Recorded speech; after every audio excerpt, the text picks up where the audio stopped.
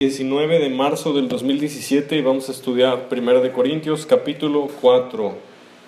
1 de Corintios capítulo 4, verso 1 dice: Así pues, ténganos los hombres por servidores de Cristo y administradores de los misterios de Dios.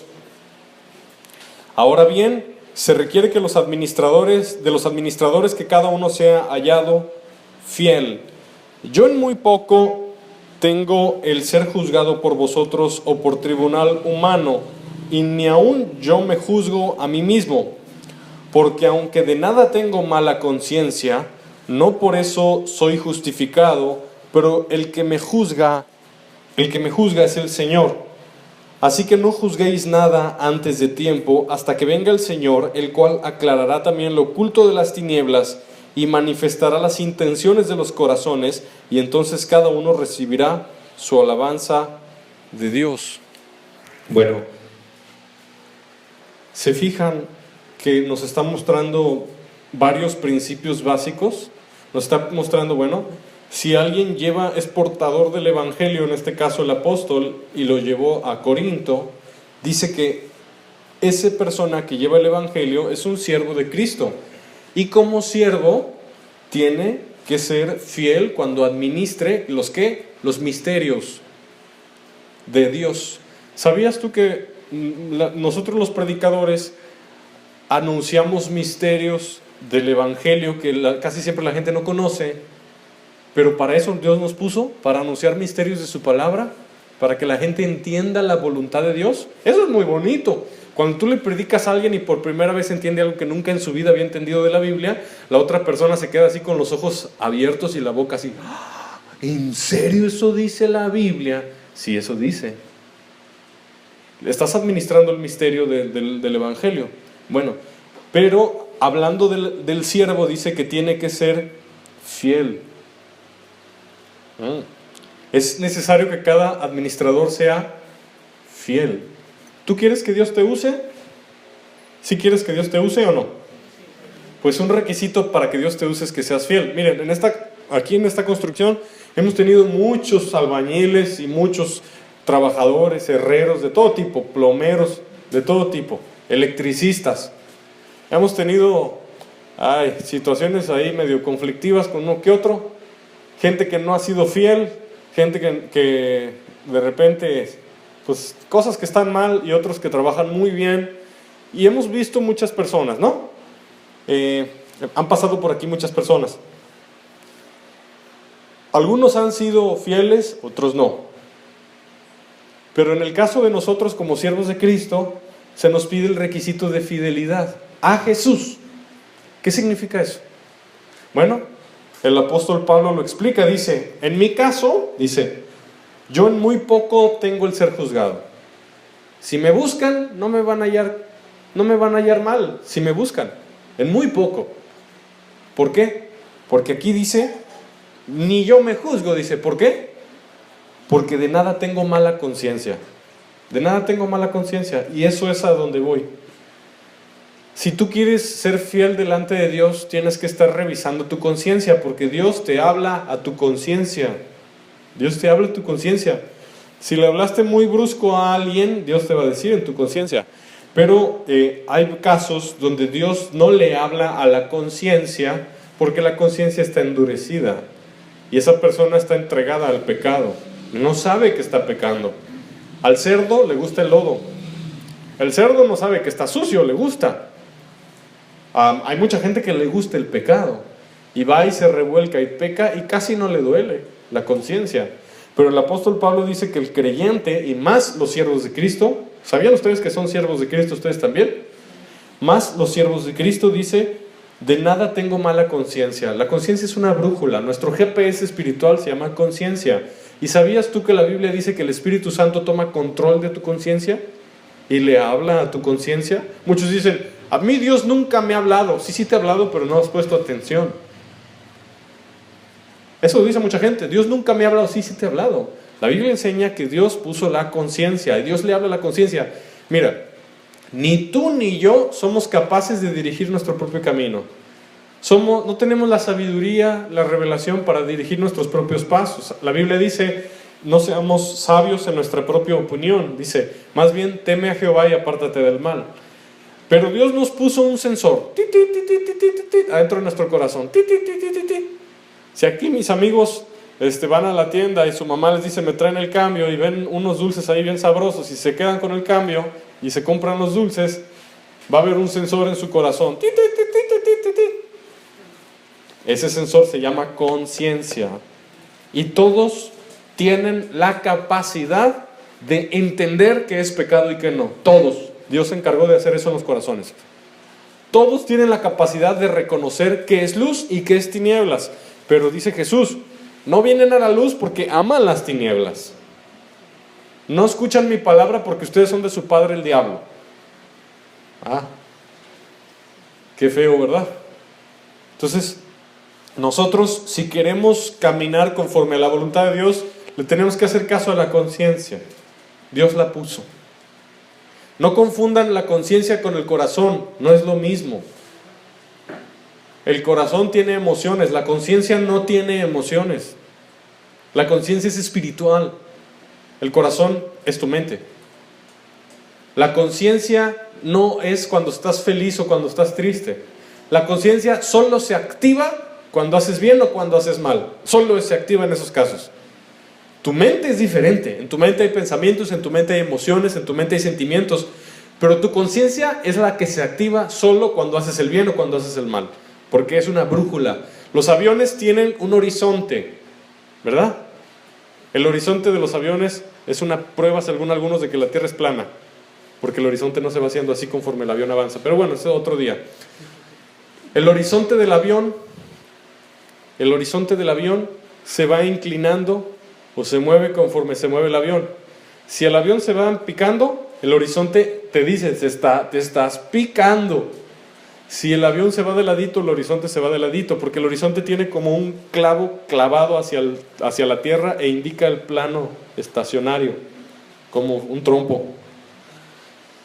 La conciencia es lo mismo, pero espiritual. Tu conciencia te dice, estás haciendo mal. Tú sabes que está mal, pero a veces no tienes las fuerzas para hacer lo correcto y dejar de hacer lo incorrecto. No tienes las fuerzas. ¿Sabes por qué no tienes fuerzas? Porque tu cuerpo espiritual está flaco, porque no lees la Biblia, no lo alimentas. Te das cuenta de que aunque sabes que está mal, no puedes elegir lo bueno, no puedes elegir lo más correcto. Eres débil para elegir lo correcto porque eres débil espiritualmente. Y eres débil espiritualmente porque voluntariamente descuidaste tu vida espiritual. Pero Pablo era gente de oración, era gente de ayuno, era gente de estudio, y él sí estaba fuerte. Entonces, si tú desechas el alimento, no vas a poder elegir lo correcto cuando la conciencia te diga, te estás inclinando, ¡ah! ¡Vas a chocar! ¡Pum! El siervo de Cristo le hace caso. Muchas veces no le has hecho caso y te has estampado. Y si te sigues estampando con el mismo poste 30, 40, 50 veces, la conciencia te va a dejar de avisar. Te va a dejar de avisar. Poder arrepentirse es un regalo. Poder arrepentirse es un regalo. Poder ver es un regalo. Hazle caso a tu horizonte espiritual. Y el apóstol Pablo enseña a hacerle caso a tu horizonte espiritual, la conciencia. Qué interesante, ¿verdad? ¿Tú crees que cuando un predicador predica tonterías, por ejemplo, ven y pacta con dinero, Dios te quiere prosperar y así rico, tonterías? Cuando un predicador predica tonterías, ¿tú crees que ellos no se sienten mal de predicar mentiras? Yo he visto políticos impíos completamente que llegan con un profeta entre comillas y el profeta les dice, Dios te bendiga, Dios te va a dar un avión. Cuando el verdadero mensaje es, si no te arrepientes te vas a ir al infierno. Te va a mandar un avión, pero a toda escala al centro de la tierra. ¿Tú crees que ese predicador no se siente mal por predicar mentiras? ¿Tú crees que la conciencia no le dijo? Claro. Pero ese predicador ama más el dinero, o la fama, o el reconocimiento, o los aplausos de un político, o la influencia o el poder que un político le puede dar porque le habló bonito. No tiene la fuerza de Elías para enfrentársele a Acab y a Jezabel. ¿Por qué no la tiene? No se alimenta, no come, no ayuna, está flaco. ¿Y a poco tú crees que el perro del pecado es un perro flaquito? Él es un bulldog bien alimentado y fuerte. Pero el apóstol Pablo dice, tengo limpia conciencia, en muy poco tengo el ser juzgado. Ahora nos vamos a otro punto, juzgado. Hay dos tipos de juicios. El juicio en vida para corrección y el juicio eterno.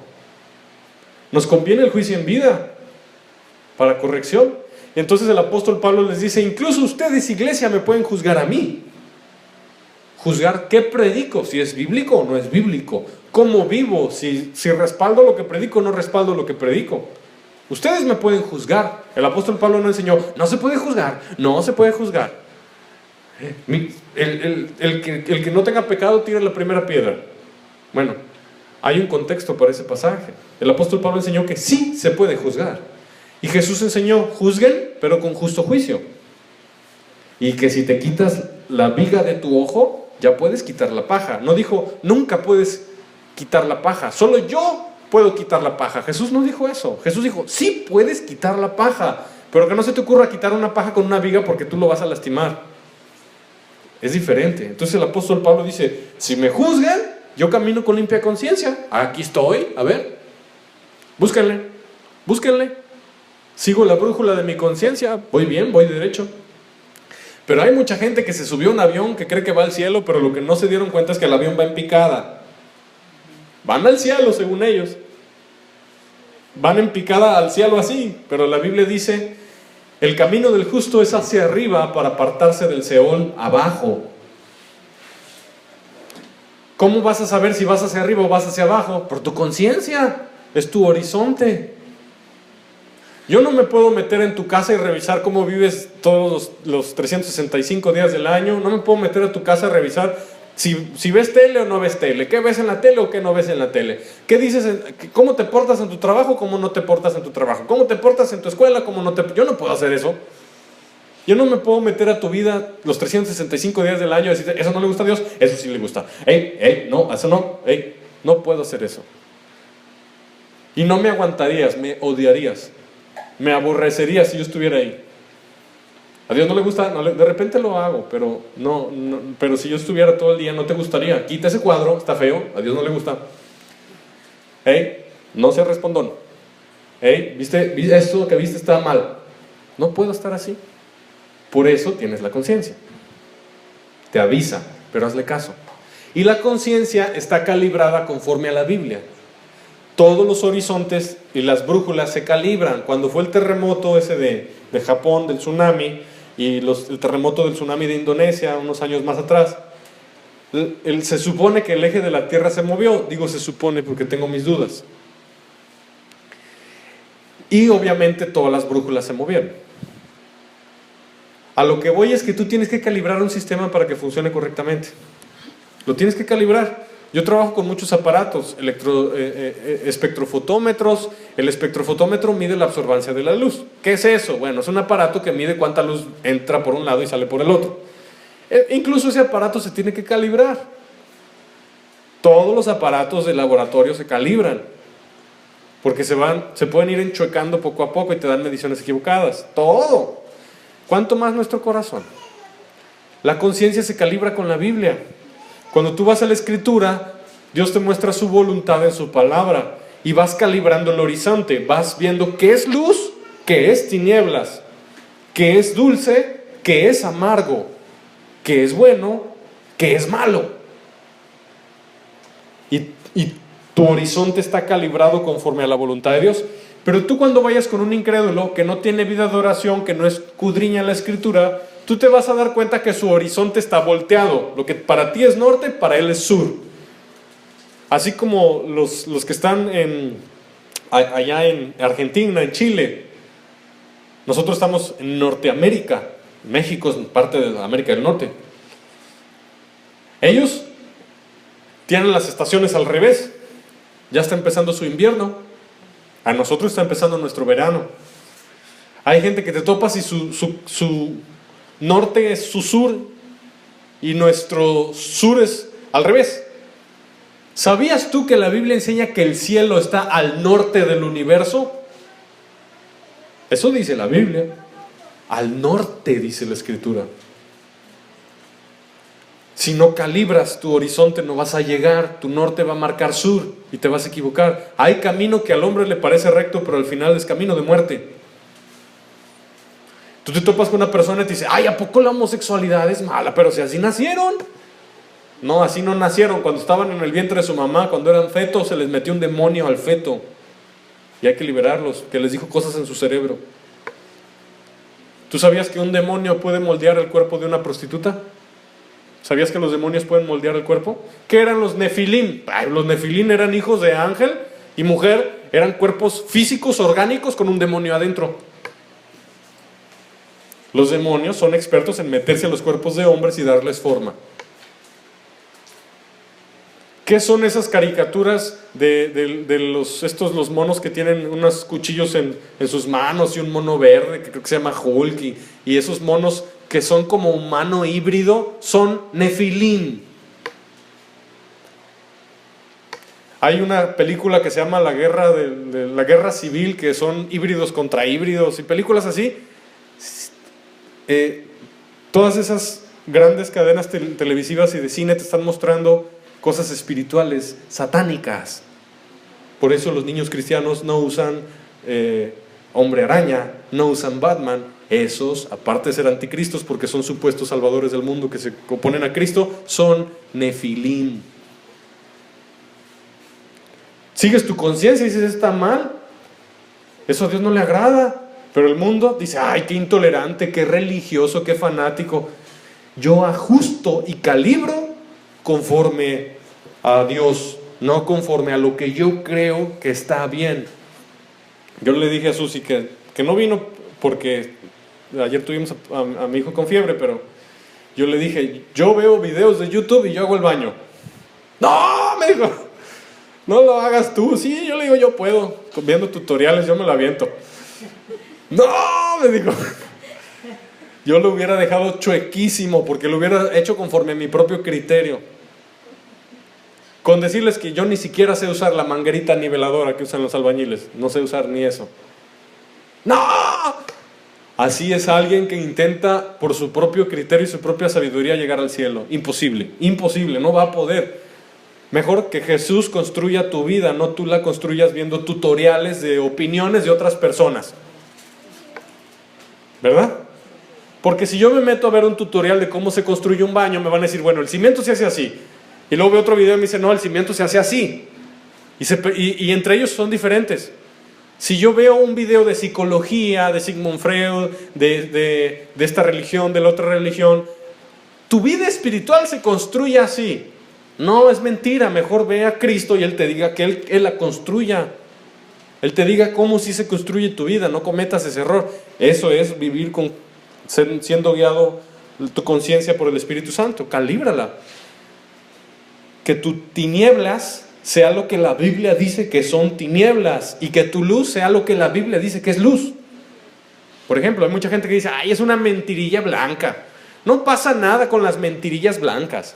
La Biblia dice que los mentirosos y los que aman la mentira tendrán su parte en el lago de fuego que arde con azufre. Y la Biblia no da clasificación de mentira blanca o mentira negra. Si tú le dices a tu hijo una mentira, por ejemplo, de vino el niño Dios y te trajo un regalo, no es cierto. Mentira. Mentiroso. Los mentirosos no entran al cielo. Es mentira blanca, Dios no se ofende. Es mentira. Mentira es decir lo que no es verdad. ¿Y quién pone el criterio de qué es mentira y qué es verdad? ¿Quién lo pone? ¿Dios o tú? Pues Dios. Eso es irse convirtiendo. Pero hay mucha gente que se resiste a que Dios los calibre. No quieren que Dios los calibre. Se van a estrellar como huevo estrellado. ¿Un huevo estrellado lo puedes volver a hacer huevo?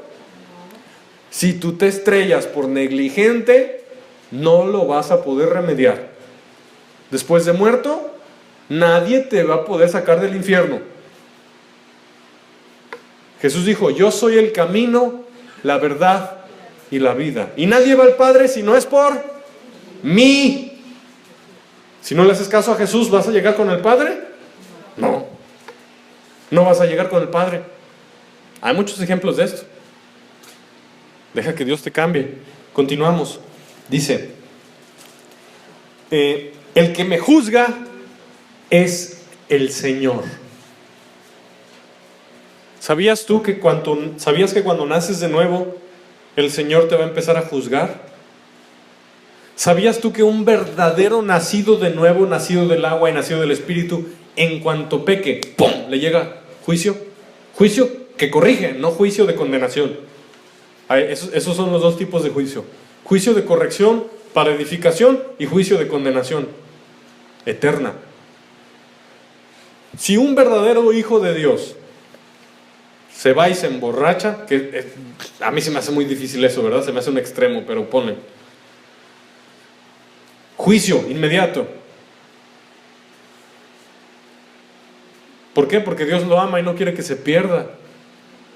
Hay pilotos que cometen errores, pero para eso existe el piloto automático. ¿Tú sabías que los aviones tienen una vocecita? Low to rain. Le dicen al piloto, hey, muy abajo, endereza la nariz. Nosotros también. Verso 5. Así que no juzguéis nada antes de tiempo, hasta que venga el Señor, el cual aclarará también lo oculto de las tinieblas y manifestará las intenciones de los corazones. Entonces cada uno recibirá su alabanza de Dios. ¿Por qué el apóstol Pablo dice no juzguen nada antes de tiempo? Si el mismo apóstol Pablo dice en otros versos, el espiritual juzga todas las cosas y él no es juzgado de nadie. Porque parece que hay una contradicción. No la hay. Si revisamos el contexto, se puede dar cuenta que Pablo era un hombre fiel, un hombre de frutos, un hombre evidentemente respaldado por el Espíritu Santo, un hombre que era una carta abierta, tú lo leías por detrás y era el mismo por delante. Entonces, había gente dentro de Corinto que juzgaba a Pablo y lo comparaba con Apolos. Por eso dice Pablo, no juzguen nada antes de tiempo. Quiere decir que hay juicio que sí podemos nosotros tomarlo y ejecutarlo, pero siempre para edificar. Y hay juicio que solo le pertenece al Señor Jesús. Por ejemplo, mis emociones. Tú no puedes juzgar mis emociones, pero sí puedes juzgar mis hechos, ¿verdad? Los juicios muy internos solo le pertenecen a Jesucristo. Qué interesante, ¿verdad? Hasta el apóstol Pablo iba a ser juzgado. Nada juzguen antes de tiempo. Esto nos debería de dar temor de Dios, porque dice, fíjense, el cual aclarará lo oculto de las tinieblas. Cuando el católico se convierte a Cristo, la imagen que él tiene de cómo es Jesús, ellos piensan que Jesús tiene pelito así onduladito, es barbudito, así güerito. Ellos así se imaginan a Jesús. Ese es el Jesús que les pintó el catolicismo romano, porque así son los europeos, pero así no son los judíos. Cuando él sale del engaño y el error y viene a la Biblia le enseña que Jesús tiene pelo blanco, no ondulado, crespo, negro. Sus ojos son como llama de fuego. Su rostro brilla como el sol. No es el Jesús que ellos se imaginaban, es un Jesús glorificado de Apocalipsis, en el capítulo 1. Y ellos se dan cuenta que no es como su mente las imágenes se los pintaban. Es un Jesús que cuando habla es como cataratas, como estruendo, como voz de grande multitud. Sus ojos son como llama de fuego, como fuego, su rostro como el sol. Una de las características de los testimonios de los que han visto a Jesús con experiencias cercanas a la muerte es que ninguno de ellos pudo ver su rostro. Sus pies son como bronce bruñido, tiene un cinto de oro en el pecho y su ropa blanca hasta los pies. Ese es el Jesús de la Biblia, no el que te pintan los católicos en un cuadrito. Ese es un falso Cristo. Qué interesante, ¿verdad? Entonces, ese Jesús, el de la Biblia, es el que va a examinarnos y a juzgarnos lo más profundo de nuestro corazón, las verdaderas intenciones. Y es lo que nosotros no podemos juzgar, porque nosotros no lo podemos ver. Muchas veces una persona comete algún error o algo y nosotros luego lo juzgamos, ¡tan! Pero no sabemos lo que había en su corazón. Ahí se aplica este verso. No juzguen nada antes de tiempo. Tú no sabes si alguien hizo algo porque tiene un problema fuertísimo. Por ejemplo, si aquí hay pastores que se han intentado suicidar, ¿sabías? ¿Cómo tú tratarías a una persona cristiana de ministerio que se intentó suicidar? ¿Cómo lo tratarías? Ándale, arrepiéntete, te ibas a ir al infierno, casi te vas. ¿Cómo lo tratas? ¿Así o lo tratas?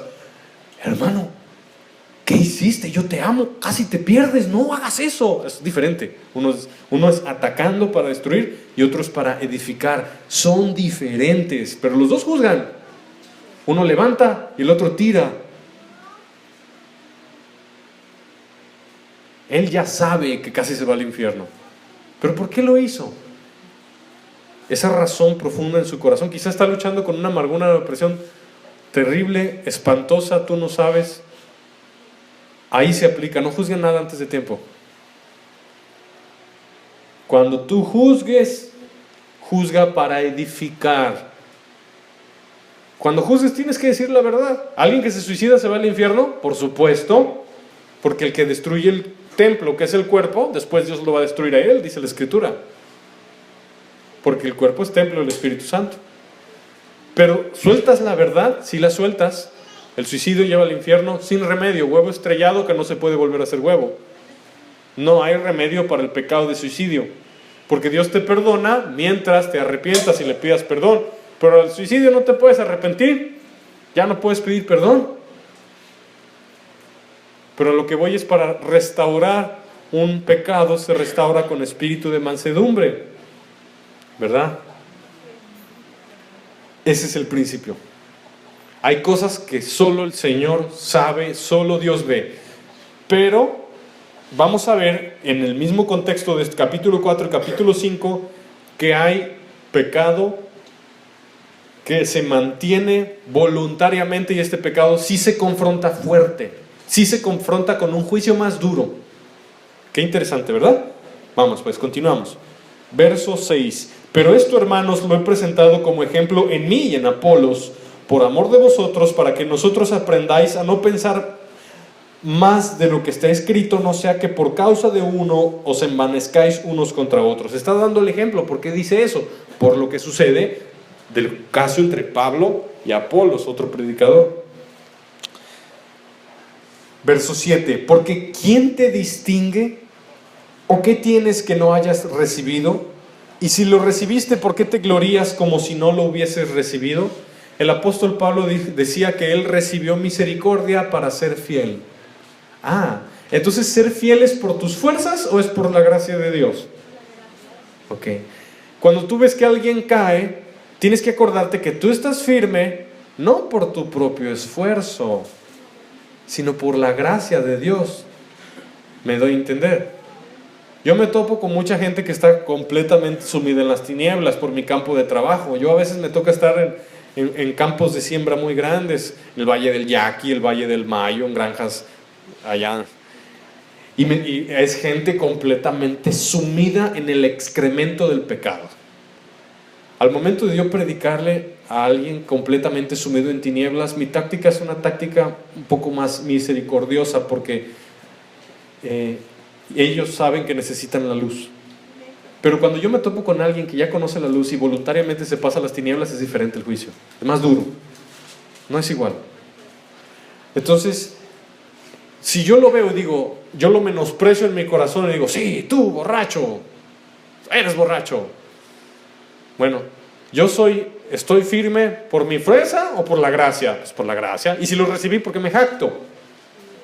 Entonces ya me pongo en un nivel de humildad, y ese es el nivel en el cual sí le puedo predicar.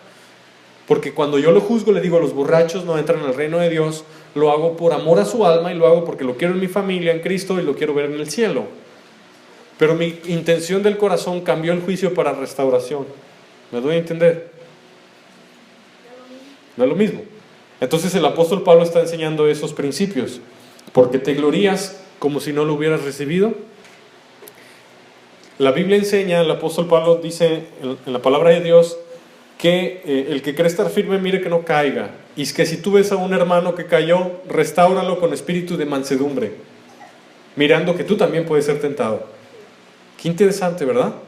Entonces todos nosotros nos vamos a presentar a juicio. Todos. Y te van a revisar desde que naciste hasta que te moriste o hasta que te arrebataron. Y te van a revisar no solo lo que hiciste o dijiste, te van a revisar lo que pensaste y lo que sentiste. Todo va a estar expuesto ahí, absolutamente todo. Si te arrepentiste, si fuiste lavado con la sangre de Jesús, si buscaste la voluntad de Dios, si tú te diste cuenta que tu horizonte apuntaba hacia el centro de la tierra y no hacia el cielo, y lo corregiste o no lo corregiste, todo va a estar ahí. Y la Biblia dice, todos compareceremos ante el tribunal de Cristo. Entonces, imagínate dos reos que los dos van a pena de muerte. Y uno le dice al otro, tú sí, asesino, por eso te van a matar, pero el otro está igual. Entonces es una intención del corazón a la hora de juzgar. ¿Es bíblico juzgar? Sí se puede. Pero ¿cuál es el fin del juicio? Corregir, sanar, salvar, exhortar, levantar, edificar, voltear la tortilla porque se quemó demasiado del otro lado. ¿Ok? ¿Duele la exhortación? Por supuesto que duele. Entonces, ¿por qué lo digo? Porque nosotros vamos a exhortar muchas veces, vamos a juzgar muchas veces, pero recordemos a nosotros mismos que el fin de la exhortación es la edificación, ¿verdad? Pero si nunca exhortas, si tú eres de los de siempre amor, y solo con amor piensas que se convierta, nunca va a pasar. Y Dios te lo va a demandar su sangre porque nunca le dijiste, ¿verdad? Continuamos, verso 8. Ya estáis saciados, ya estáis ricos, y sin nosotros reináis. Esa palabra, ojalá, no viene en el griego, es una traducción española. Ojalá significa Alá quiera, y nosotros no creemos en Alá. Alá no es el Dios de la Biblia. Alá es un Dios falso, el Dios luna de los musulmanes. Esa palabra sí es una mala traducción. Alá significa Alá quiera, y nosotros no creemos en Alá, creemos en Yahvé de los ejércitos, el Dios de Israel. Entonces quita de tu boca esa palabra, ojalá. Los cristianos no dicen Alá quiera. Los cristianos decimos Jehová quiera, Yahvé quiera, ¿verdad? Es un error que la gente lo dice por ignorancia, no lo hagamos. Espero que reinaseis para que nosotros reinásemos también juntamente con vosotros. Este es el fin, reinar con Cristo. La Biblia dice en Romanos capítulo 5 que reinamos por la abundancia de la gracia, el don de la justicia. ¿Por qué quiero juzgar a una persona que es borracha? Para que se salga del alcohol y reine con Cristo, sujete y someta al diablo debajo de sus pies y el demonio de alcoholismo lo deje. Por eso lo juzgo, para que despierte y conozca la verdad y se vuelva hacia la luz. La verdad, el juicio bíblico, la exhortación bíblica produce reinar con Cristo. Reinar en lo espiritual. Ese es el fin del juicio, ¿verdad? Si tú no juzgas nunca, es que no amas. Así de fácil. Si tú nunca juzgas, no amas. Si yo tengo un hijo y yo veo que mi hijo está portándose mal, le tengo que decir, juzgar es diferenciar, eso es juzgar. Juzgar es diferenciar. Si yo tengo a mi hijo y veo que está portando mal y no lo juzgo, no lo amo. ¿Por qué? Porque si yo veo que su avión está inclinando hacia el suelo, ¿qué va a pasar con un avión que va así? ¿Qué le va a pasar? Imagínense que el piloto se quedó dormido y va en picada. Y yo no le digo, ¡levanta el volante! ¿Qué va a pasar? Se va a estrellar. Y si yo digo, que se estrelle, no lo amo. Juzga.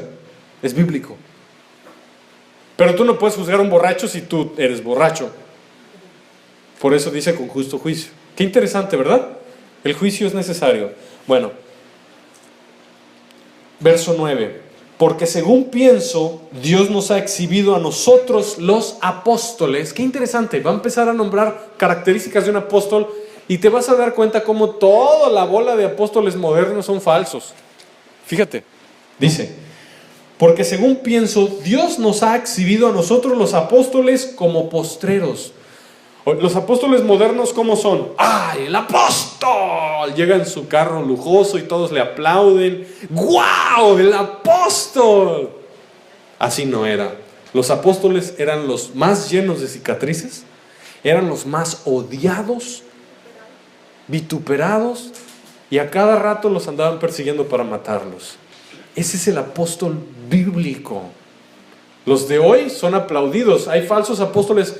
México está lleno de falsos apóstoles, y también Sudamérica y Estados Unidos ni se diga, que gobernadores se codean con ellos, diputados, presidentes. Pero el apostolado bíblico hace que el mundo lo aborrezca. Satanás aborrece a los apóstoles porque ellos edifican a la iglesia.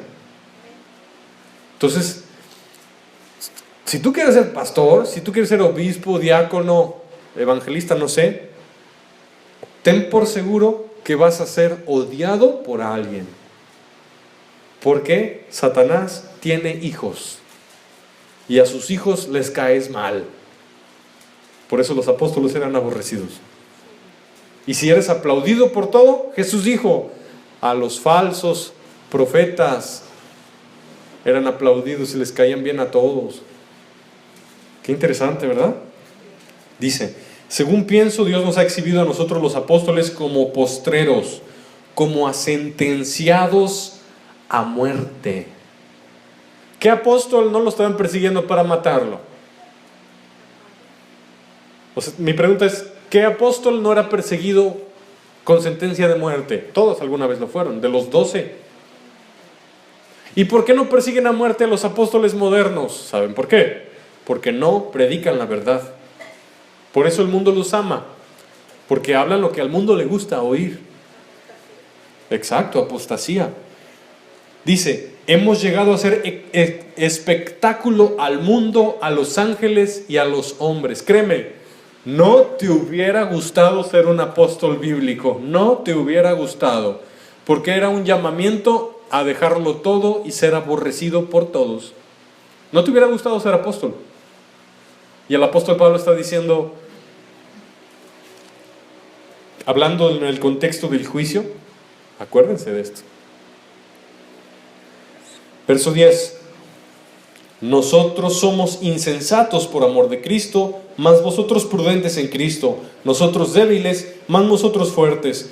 Vosotros honorables, mas nosotros despreciados. ¿Te imaginas la primera vez que el evangelio llegó al estado de Sonora? Yo fui a ver en Guadalajara la primera iglesia cristiana de hace 200 años en la ciudad de Guadalajara. Yo la conozco. La primera, ya se está cayendo, está bien viejita. ¿Quién fue la primera persona o familia o grupo que Dios usó para meter el evangelio a Sonora? ¿Quién fue? Cuando llegaron, ¿lo recibieron con los brazos abiertos? ¿Lo recibieron con rechazo? Los protestantes. ¿Lo recibieron tal vez con persecución? ¿Lo recibieron con desprecio? Tú sabes que a los niños cristianos en las escuelas los rechazan. Pero ahora, después de no sé cuánto tiempo pasó, ya el evangelio se dispersó un poco en este estado. ¿Cómo ven a los cristianos? Bueno, a veces los ven bien, ya son los que sí trabajan bien, o no sé, los ven con mejores ojos. Antes los veían con ojos de odio y persecución. Eso hacían los apóstoles. Llegaban por primera vez a un lugar, eran los odiados, perseguidos, pero ya que creció el árbol, ya la tierra era diferente, ya no estaba llena de espinas, ya estaba más preparada, ya estaba perfeccionado el terreno, ya no había tanta dificultad. Pero ¿quién fue la persona que llegó por primera vez a este estado y fue quien recibió los vituperios en su propio cuerpo para que a ti no te corran del trabajo por ser cristiano? ¿Quién fue la persona que pagó ese vituperio? Los primeros evangelistas ingleses que llegaron a la India, tú sabes que casi todos los mataron. El evangelio ya entra un poquito más fácil al país de la India, porque hubo gente que pagó un precio muy alto, y ese precio lo pagaron primero el Señor Jesucristo y luego los apóstoles. Este es el apostolado bíblico, el bíblico. Qué interesante. Y la Biblia dice en Efesios capítulo 2 que los apóstoles son los que ponen el fundamento de Cristo, son los que ponen el cimiento y sobre ahí, ¡pum!, el edificio va para arriba. ¿Ok? Dice el verso 11, hasta esta hora padecemos hambre, tenemos sed, estamos desnudos, somos abofeteados y no tenemos morada fija. No podían comprarse una casita, tener a su familia, a sus hijos, sus nietos, criar hijos. Un apóstol no podía tener esa vida. Mira, nosotros, ¿qué nos gusta? Tener nuestra casita, nuestra familia, disfrutar nuestra familia, qué bonito, ¿verdad? Un apóstol no podía. No podía tener morada fija porque el Espíritu Santo le decía, ahora vete a este país, ahora vete a este otro, ahora haz esto, haz lo otro. No tenían tiempo para la familia. ¿Te hubiera gustado ser apóstol? Hubo un precio que se pagó y es a donde voy. Para que tú estés aquí leyendo la Biblia, escuchando el Evangelio en tu idioma, con paz, que no venga la policía a arrestarnos a todos y llevarnos a matar. Para que tú goces de esas libertades, de poder hacer un culto al Dios vivo y verdadero, en espíritu y en verdad, sin persecución, con paz y tranquilidad. Gente pagó un precio. ¿Quién fue la gente que detuvo la obra de la Inquisición que mató a más de 60 millones de cristianos y judíos? ¿Quién fue el que derramó esa sangre para detener a la Inquisición? Si no, seguirían matando a los cristianos, déjame decirte. ¿Quién detuvo esa persecución? ¿Quién fue ese que murió quemado para traducir la Biblia del alemán al inglés? Tyndale. ¿Quién fue ese que sufrió persecución para hacer la primera Biblia completa? Gutenberg. ¿Quién fue la primera persona que levantó la voz prerreformista para anunciarle al catolicismo sus verdades y que la salvación es por gracia por medio de la fe en Jesús? John Hus. Gente que pagó un precio altísimo para que tú y yo podamos disfrutar de bendiciones y beneficios. Si no, créeme, sería ilegal ser cristiano en este país. Y en Arabia Saudita, ¿sabías que es pena de muerte meter Biblias? Si tú te viajas, te compras un boleto a Dubái y en tu maleta en lugar de ropa metes Biblias, al momento de pasar por el escáner, los policías de Dubái ven que tienes Biblias, te agarran, te meten a la cárcel, te torturan y después te decapitan en público. ¿Sabías tú? En Arabia Saudita es pena de muerte meter Biblias. Inténtalo. Nosotros disfrutamos de bendición por gente que pagó el precio y va a haber gente que va a disfrutar de bendición porque nosotros paguemos un precio. Tú eres el primero que se va a meter en una oficina de gente impía, tú eres el primero que se va a meter en una escuela de gente impía, tú eres el primero que se va a meter en un hospital, en una empresa, etcétera, etcétera, para meter la luz y echar afuera las tinieblas. Y gente va a disfrutar de esa bendición. Esos eran los apóstoles. Y tú también lo puedes hacer. Qué interesante, ¿verdad? Qué precioso que mi sufrimiento compra vidas. Mi sufrimiento compra vidas. Miren, yo no sé si esta iglesia en los años por venir sea la que Dios use para ocasionar una explosión de salvación y sana doctrina en este estado. Yo no lo sé. Que Dios quiera hacerlo, ¿verdad? Tú no sabes todo lo que hemos sufrido aquí. Hemos sufrido, hemos tenido de todo, de todo. Pero la Biblia dice que lo que hacemos para Dios no es en vano, ¿verdad? Vamos a tener una recompensa a lo que hagamos y tú en tu lugar también. Continuamos. Dice la palabra de Dios. Verso 12. Nos fatigamos trabajando con nuestras propias manos, nos maldicen y bendecimos, padecemos persecución y la soportamos. La soportamos. Nos difaman y rogamos. Hemos venido a ser hasta ahora la escoria del mundo, el desecho de todos. Hay países, aquí en México no, porque hubo gente que ya pagó el precio. El cristianismo llegó a México hace más de 200 años. Pero hay países donde no ha entrado. Hay países donde tú eres el rechazado, la escoria, lo vil, si sigues a Jesús. ¿Tú sabías que en los países árabes como Arabia Saudita, Yemen, Irán, Afganistán, países árabes que son como 51, más o menos, algunos del norte de África, otros de Asia? ¿Tú sabías que hay lugares donde aplican la ley saharia del Islam? Que si tú eres cristiano vienen contigo, como el video que vimos, y te dicen, a ver, tienes dos opciones: pagas el impuesto de los cristianos o niegas a Jesús o te matamos. la escoria. Pero gracias a Dios hay una explosión de salvación en países árabes como Libia, donde la gente se está convirtiendo a Cristo por sueños y revelaciones de Jesús. Los de Libia se suben a lanchas y cruzan el Mediterráneo para llegar a Europa y se mueren ahogados. Y hay muchas historias de que Jesús se les aparece en la lancha y los salva de morir ahogados. Y se convierten a Cristo. Y regresan a Libia y empiezan a predicar el Evangelio. Y mucha gente se salva con persecución, pero el Evangelio desplaza las tinieblas. Eso hacían los apóstoles. Y eso es el llamamiento que Dios nos dio a ti y a mí. Ser luz y obligar a las tinieblas a retroceder, aunque cueste nuestra sangre. Ese es nuestro mandato bíblico y esa es voluntad de Dios. Mi familia me rechaza porque yo soy el único cristiano que ya me salí del culto a las imágenes.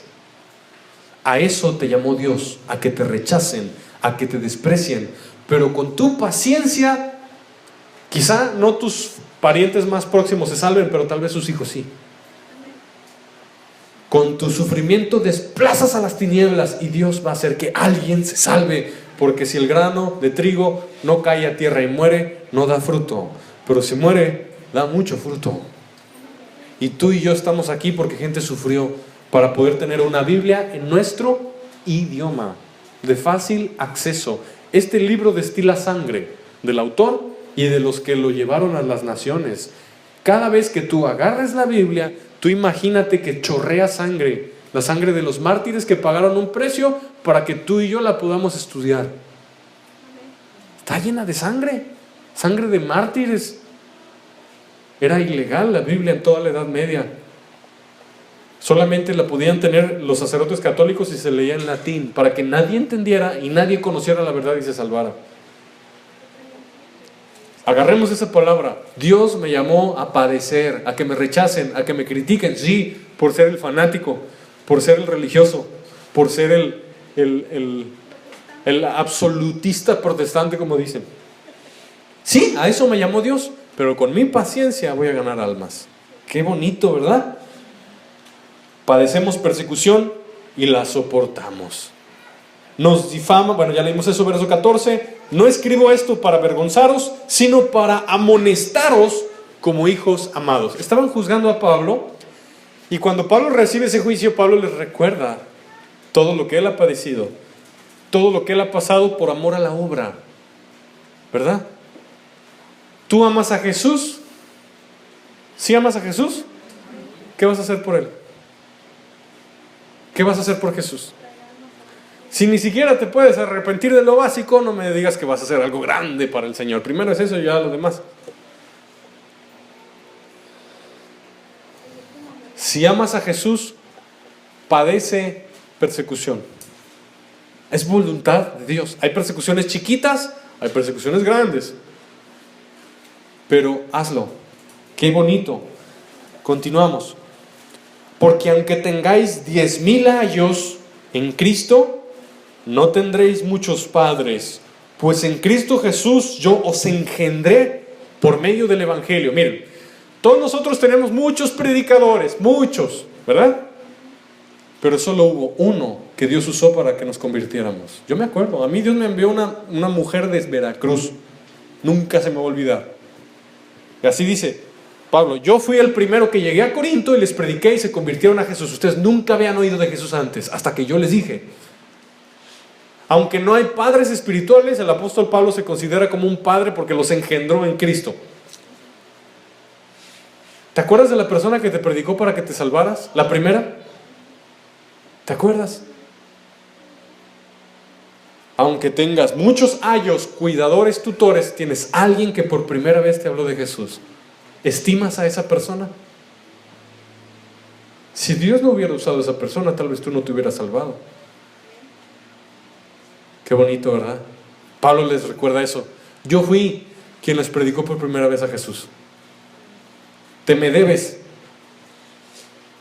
¿Se acuerdan de la carta de donde aparece Onésimo? Qué bonito, ahí es un caso similar. Tú te me debes. Te me debes. El que me predicó a mí de Jesús puede venir conmigo y me dice: tú te me debes. Ahora giro la pregunta, ¿a cuántos tú has ganado para Jesús? ¿A cuántos tú has engendrado en Cristo? Estamos en marzo. Vamos a ponernos un reto. De aquí a diciembre, engéndrate a uno en el Evangelio para Cristo. Gánate a uno. Gánate a uno. Uno. No te estoy diciendo 20 ni 30. Uno. No te estoy diciendo solamente tráelo a la iglesia. Te estoy diciendo gánalo para Jesús. Marzo a diciembre. ¿Suficiente tiempo? Un reto a la congregación, lo lanzamos. Gánate uno para Jesús. Tu familia, tus vecinos, alguien dice, es que están bien duros y no me hacen caso. Pues búscate un blandito, búscate uno. Uno. Gánatelo para Jesús. ¿Qué significa? Que le vas a predicar de Jesús. Levanta la mano quien acepte el reto. ¿Quién quiere el reto?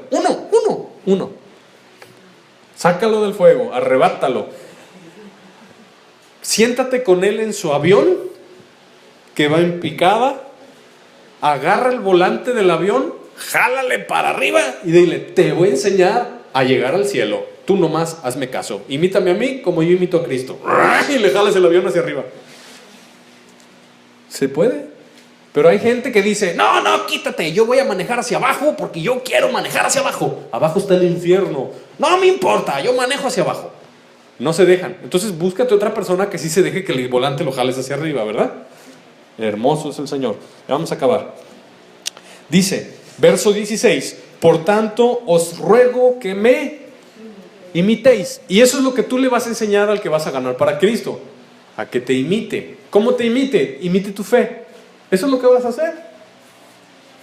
Ve planeando. Señor, ¿quién quieres que sea? ¿Quién quieres? Vételo imaginando. Vételo imaginando. Y dile, diablo, lo sueltas. Ese es mío. Te lo voy a quitar. Te lo voy a quitar. Qué bonito, ¿verdad? En el nombre de Jesús. Verso 17. Por esto mismo os he enviado a Timoteo, que es mi hijo amado y fiel en el Señor, el cual os recordará mi proceder en Cristo, de la manera que enseño en todas partes y en todas las iglesias, en plural, iglesias. ¿Se fijan cómo en el modelo bíblico no había una central, no había un monopolio? ¿Se fijan cómo cuando leemos el Evangelio nos encontramos que no había una iglesia que gobernara a las demás iglesias? ¿Se fijan? No había un Vaticano que gobernara a las demás. No había una iglesia en Antioquía o en Jerusalén que gobernara a las demás. Solamente les enviaban cartas como consejos o mandamientos, pero no había. ¿Por qué? Porque el que gobierna es el Espíritu Santo. Entonces tú cuando vienes a la Biblia te das cuenta que el Vaticano no es bíblico, porque en la Biblia no hay un monopolio, no hay un corporativo que domine a las sucursales. Son iglesias que una es un brazo, otra es una pierna, otra es un dedo, otra es una oreja. Son un cuerpo y ninguna iglesia está sobre otra. El que está sobre ellas es Cristo. ¿Se fijan cómo cuando vienes a la Biblia se te cae el velo y te das cuenta que no, el Vaticano no es bíblico? Porque la Biblia nunca menciona un corporativo que domine sucursales.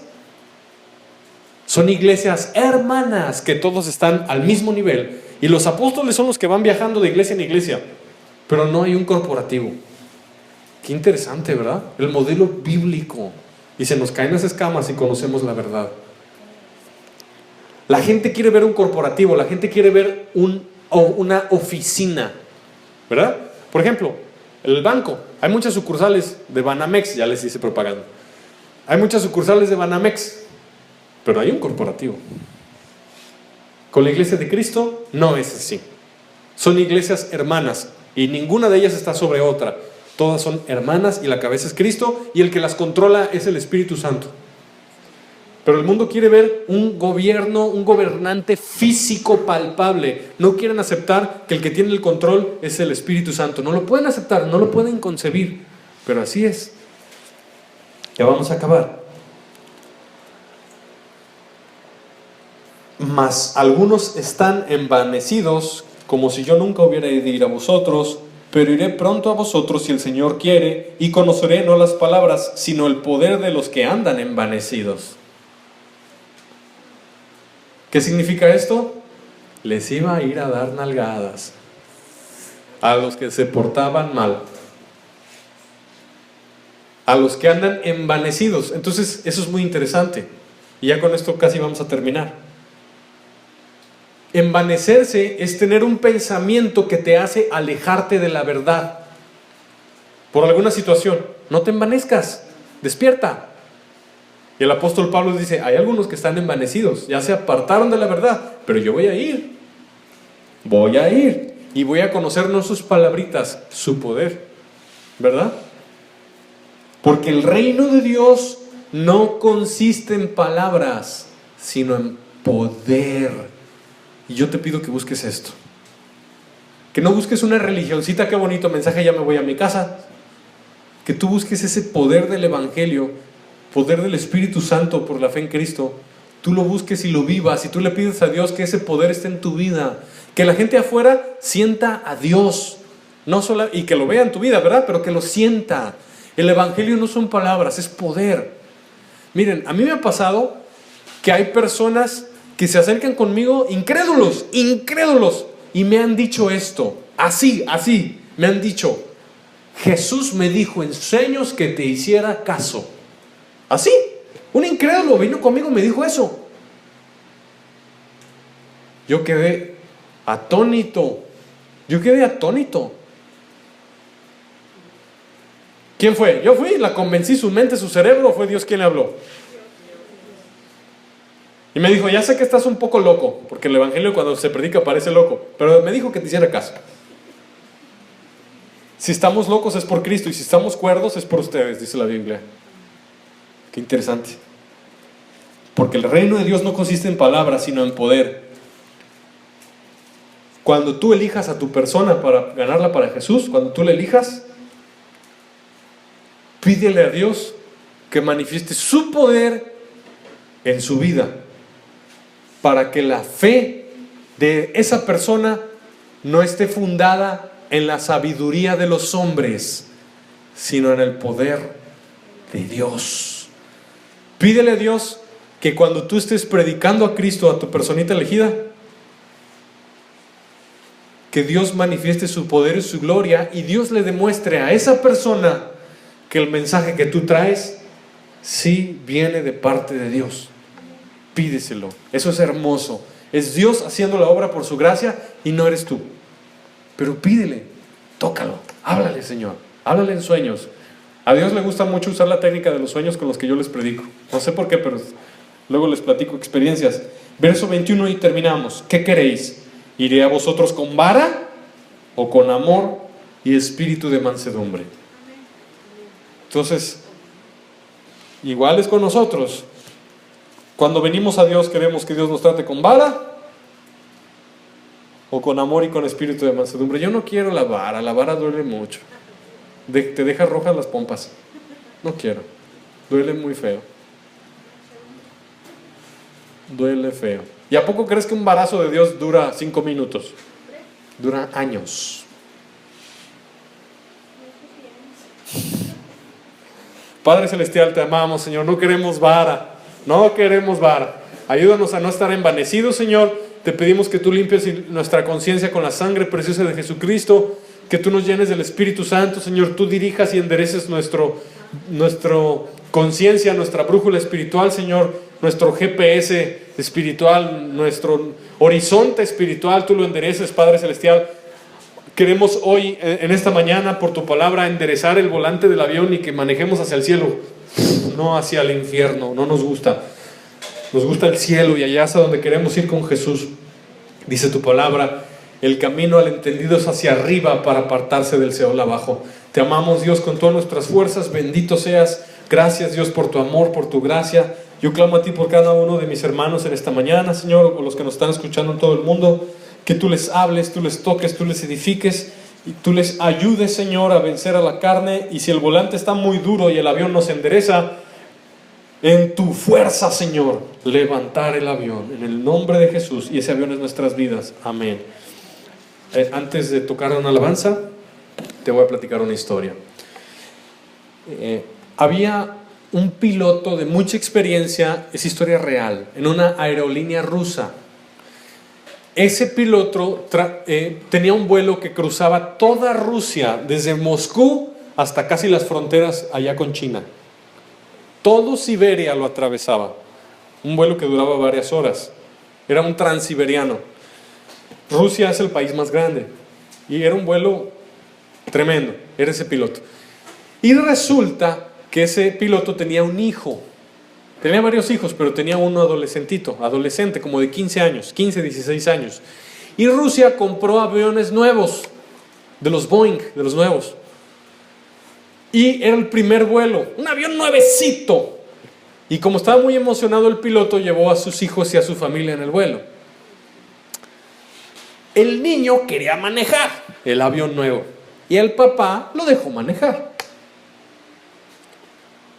El niño los mató a todos. Un avión nuevo. Tiró hacia abajo el volante.